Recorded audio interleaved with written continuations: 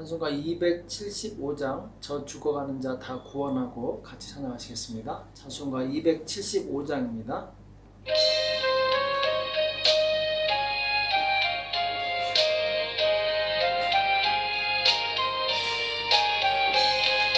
저 죽어가는 자 다 구원하고 죄악과 무덤서 건져내며 죄인을 위하여 늘 애통하며 예수의 공로로 구원하네. 저 죽어가는 자 예수를 믿어 그 은혜 힘입어 다 살겠네. 주 반대하는 자 불쌍히 여겨 참되게 할 때를 기다리네. 열심을 다하여 인도해보세. 예수를 믿으면 다 살겠네. 저 죽어가는 자 예수를 믿어 그 은혜 힘입어 다 살겠네. 저 죽어가는 자 구원해내야 우리의 본분을 다하리니. 예수의 구원을 전파할 때에 그 크신 능력을 다 주시네. 저 죽어가는 자 예수를 믿어 그 은혜 힘입어 다 살겠네. 아멘. 이 시간 다 같이 기도하시겠습니다. 살아계신 하나님 아버지, 죄와 허물로 죽었던 우리를 예수 그리스도의 공로로 구원해 주시고 영원한 생명을 허락해 주심을 감사합니다. 이 땅에 사는 동안 예수 그리스도의 말씀에 순종하며 많은 영혼들을 주님 앞에 인도할 수 있도록 우리를 붙들어 주시옵소서. 오늘 우리 주시는 말씀을 듣기 원합니다. 말씀을 듣고 깨닫는 은혜가 있도록 도와주시옵소서. 이 시간 주께서 함께해 주실 것을 믿고 감사하며 예수님의 이름으로 간절히 기도합나이다. 아멘.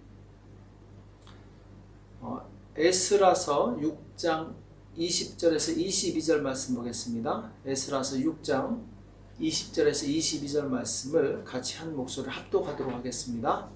에스라 6장 20절에서 22절 같이 읽겠습니다. 시작. 제사장들과 레위 사람들이 일제히 몸을 정결케 하여 다 정결하며 하매 사로잡혔던 자의 모든 자손과 자기 형제 제사장들과 자기를 위하여 유월절 양을 잡으니 사로잡혔다가 돌아온 이스라엘 자손과 무릇 스스로 구별하여 자기 땅 이방 사람의 더러운 것을 버리고 이스라엘 무리에게 속하여 이스라엘 하나님 여호와를 구하는 자가 다 먹고 즐거움으로 7일 동안 무교절을 지켰으니 이는 여호와께서 저희로 즐겁게 하시고 또 아스루 왕의 마음을 저희에게로 돌이켜 이스라엘 하나님이신 하나님의 전 역사하는 손을 힘있게 하도록 하셨음이었느니라. 아멘. 마음을 돌이키게 하시는 하나님, 마음을 돌이키게 하신 하나님이란 제목으로 같이 말씀을 나누겠습니다.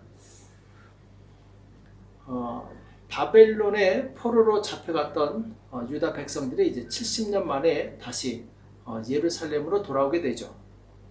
하나님께서 페르시아의 고레스 왕의 마음을 감동시키셔서 70년 만에 이제 다시 예루살렘으로 가도록 허락하시죠. 그래서 이제 이 돌아온 백성들이 성전을 건축하려고 하는데, 자, 이때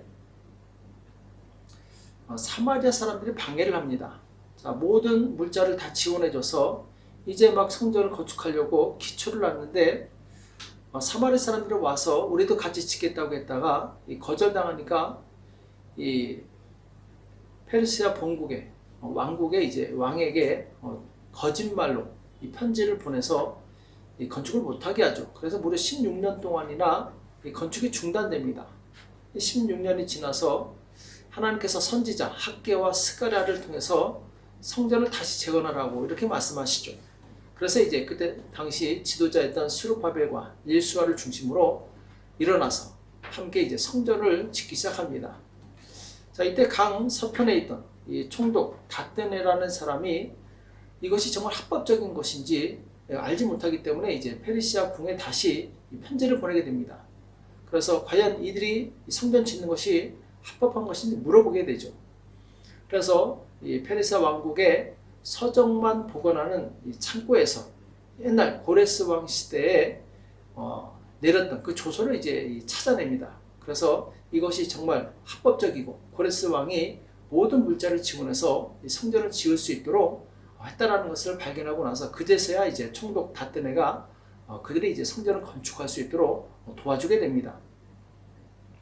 자, 그래서 이스라엘 백성은 전심으로 성전을 지어서 마침내 성전을 완공하게 됩니다.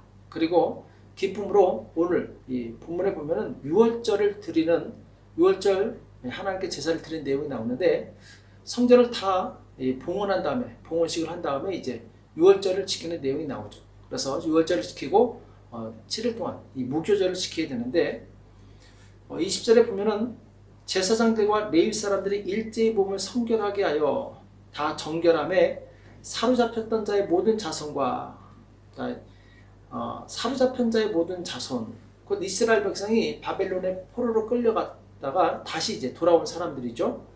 그리고 이 자기 형제 제사장들과 자기와의 유월절 양을 잡으니 이제 이 땅에 남아있던 사람 중에 하나님을 다시 믿은 사람들이 있죠. 그 사람들과 더불어서 유월절 양을 잡았다. 그 유월절을 지킨다는 것은 신앙의 회복을 의미합니다. 하나님 말씀으로 돌아오는 것이죠. 그래서 이제 신앙의 회복은 21절에 보면은 사로잡혔다가 돌아온 이스라엘 자손과 무릇 스스로 구별하여 자기 땅 이방 사람의 더러운 것을 버리고 하나님께 돌아온다는 것은 죄를 버린다는 것이죠.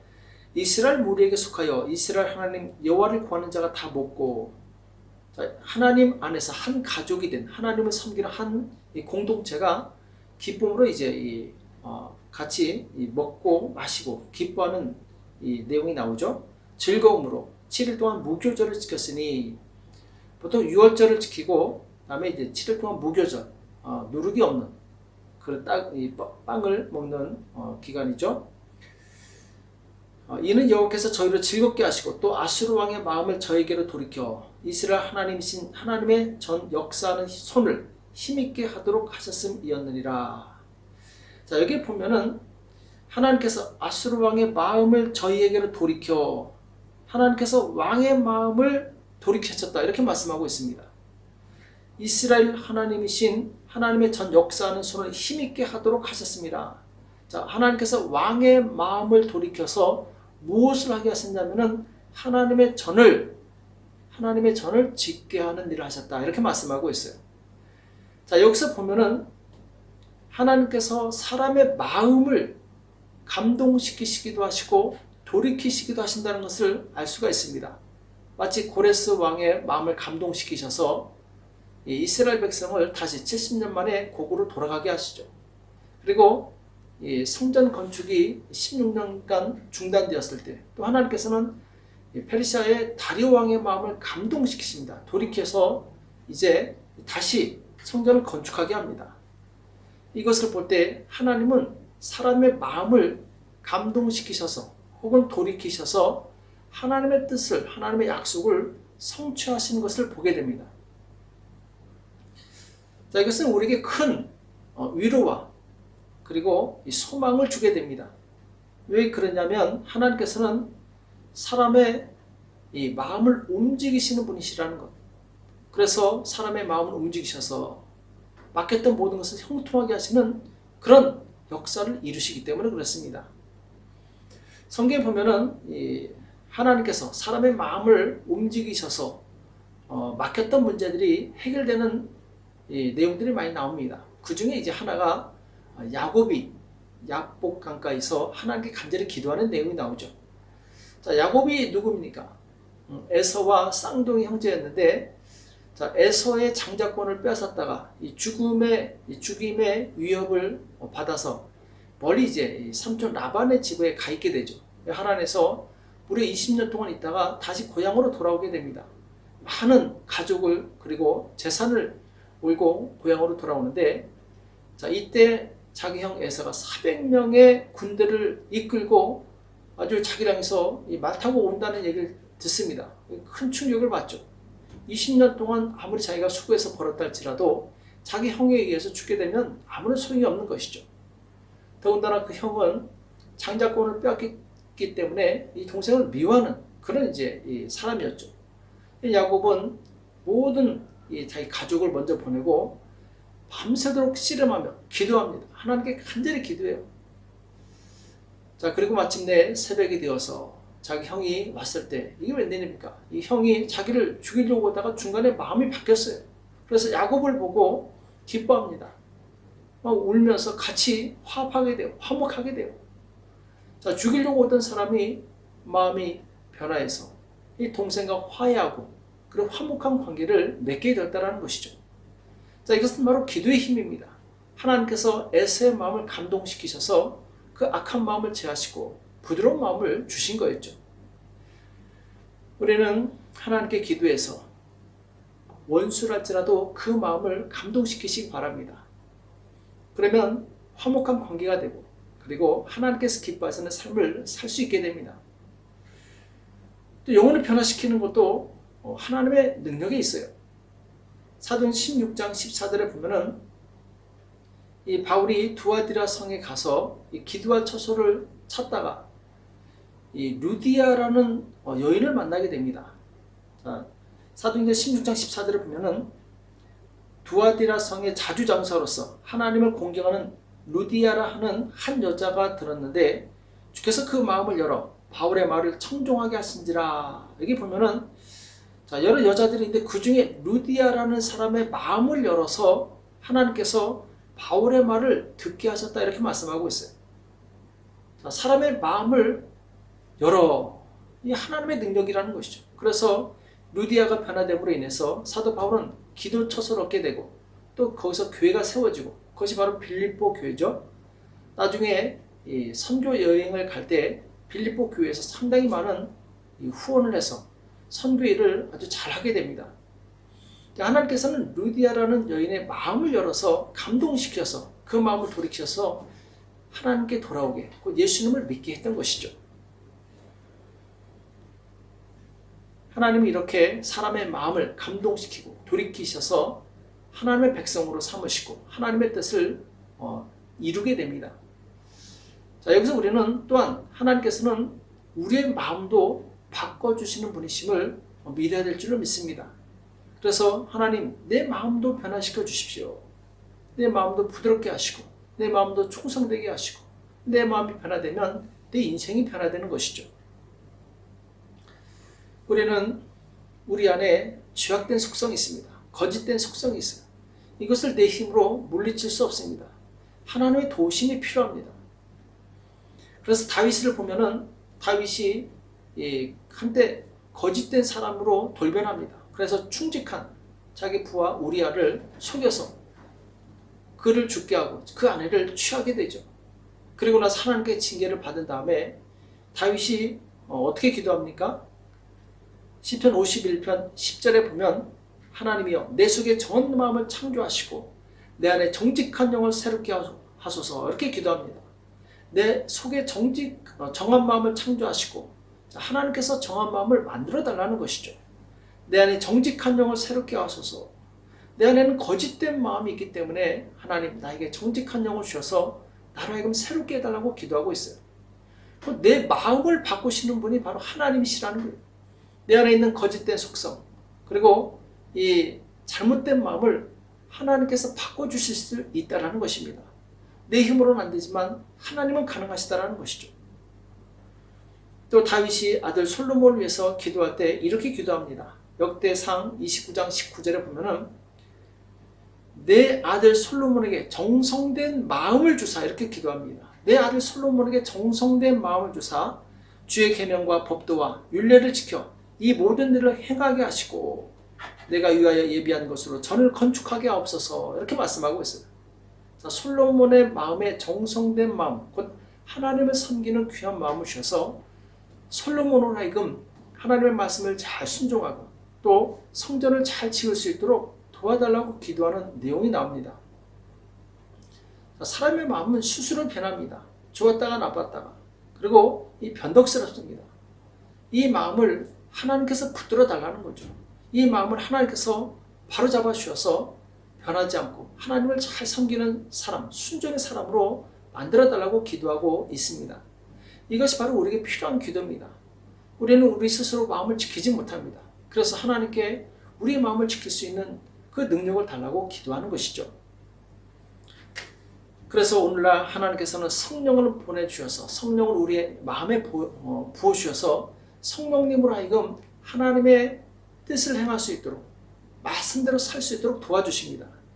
사도행전 2장 37절에도 보면은 베드로가 복음을 전할 때 사람들이 변화되는 내용이 나오는데 저희가 이 말을 듣고 마음에 찔려 베드로와 다른 사도들에게 물어가는데 형제들아 우리가 어찌할꼬 하거늘. 처음에 이 베드로와 120명의 제자들이 성령 받고 충만해서 이 방언을 말할 때 사람들은 조롱합니다. 저들이 세술에 취했다. 자, 그랬다가 베드로가 복음을 전할 때 이들이 점점 숙연해집니다. 그리고 나중에는 마음에 찔려서 우리가 어떻게 했으면 좋겠는가 하면서 회개하게 되죠. 3,000명이 주께 돌아오게 되는데 자, 마음을 찔리게 하신 분이 누굽니까? 성령님이시라는 거죠. 베드로가 아니에요. 성령님께서 그들의 마음을 찔리게 하사 회개케 하시고 주님께 돌아오게 하셨다는 것이죠. 자, 이로 보건대 우리 신앙생활은 성령님의 역사심이 너무나도 중요합니다. 성령님의 도우심이 너무나도 중요해요. 그래서 우리 신앙생활할 때 내 힘으로 하는 것이 아니라 성령의 능력으로 신앙생활하는 것입니다. 그래서 고린도전서 12장에 보면은 이 성령께서 우리에게 주신 은사에 대해서 말씀하고 있는데 어떤 얘기는 성령으로 말미암아 지혜의 말씀을, 어떤 얘기는 같은 성령을 따라 지식의 말씀을, 하나님의 말씀을 들을 때 그리고 읽을 때 그 말씀을 깨닫게 해주시는 분이 누구냐? 하나님이시라는 거예요. 성령님이시라는 거죠. 내가 아무리 생각한다 할지라도 생각이 나지 않을 수 있습니다. 그러나 성령님께서 생각나게 하시면 바로 말씀을 깨닫게 되죠. 말씀 있는 것이 너무나도 즐거워요. 또 9절에 보면은 다른 얘기는 같은 성령으로 믿음을, 자, 믿음은 내가 믿습니다 해서 믿어지는 것이 아니라 성령께서 믿음을 주실 때 우리는 믿음을 갖게 됩니다. 어떤 얘기는 한 성령으로 병 고치는 은사를, 어떤 얘기는 능력 행함을, 어떤 얘기는 이언함을, 어떤 얘기는 영들 분별함을, 다른 얘기는 각종 방언 말함을, 어떤 얘기는 방언들 통역함을 주시나니 이 모든 일은 같은 한 성령이 행하사 그 뜻대로 각 사람에게 나눠주시느니라 이렇게 말씀하고 있어요. 자, 우리가 힘있게 신앙생활할 수 있도록 도와주시는 분이 계신데 바로 성령 하나님이시라는 것입니다.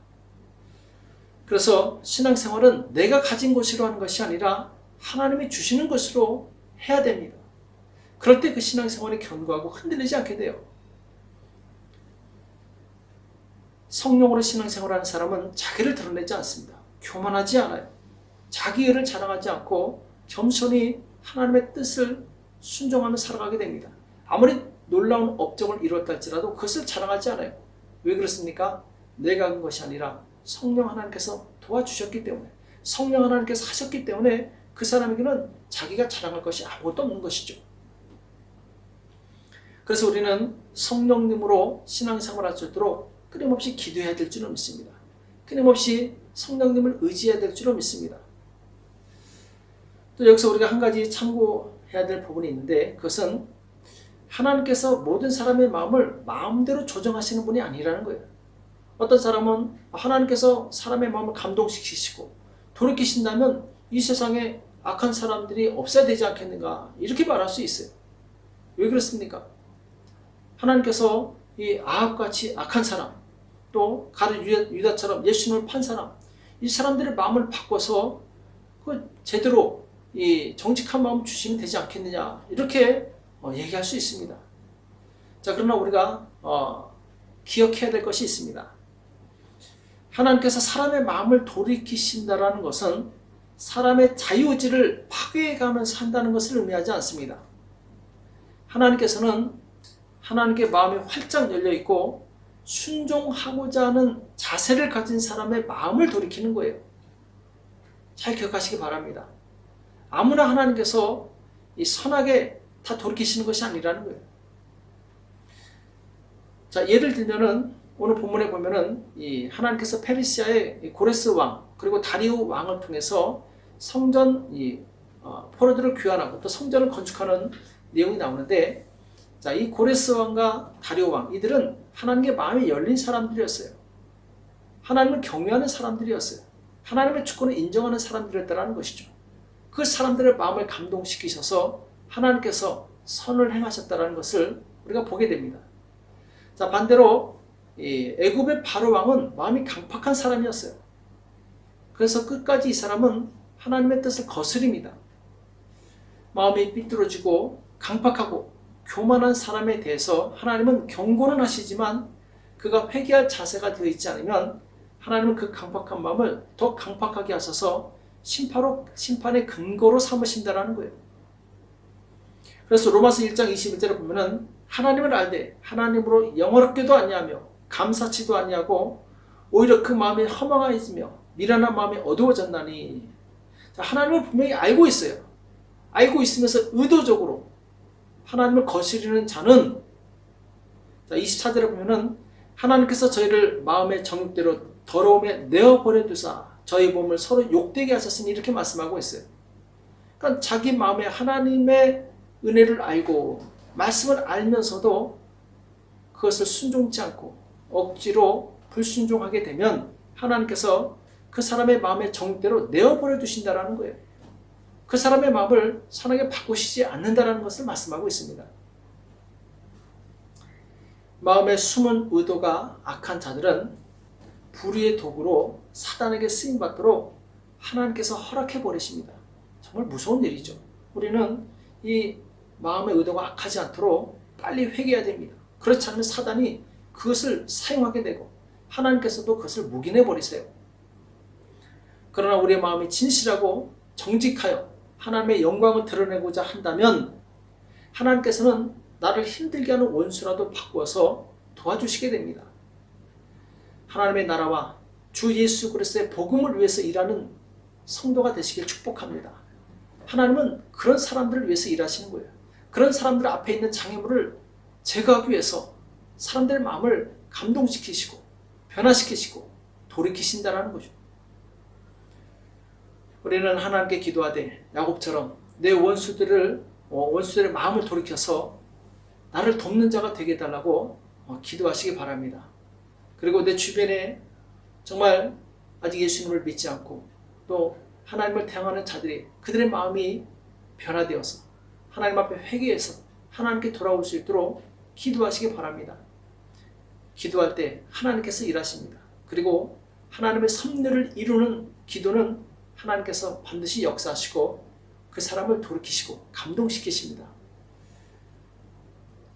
또 우리는 우리 안에 믿음이 없음을 고백하시고 하나님 나에게 믿음을 주십시오 기도하시기 바랍니다. 또 내 마음이 너무나도 연약합니다. 내 마음에 강하고 담대한 믿음을 주십시오. 이것을 위해 기도하시고 교만하고 거짓된 마음이 있다면 하나님 나에게 겸손하고 진실한 마음을 주십시오. 이렇게 기도하시기 바랍니다. 그래서 하나님을 위해서 쓰임받는 저와 여러분이 되시길 예수님의 이름으로 축복합니다. 기도하겠습니다.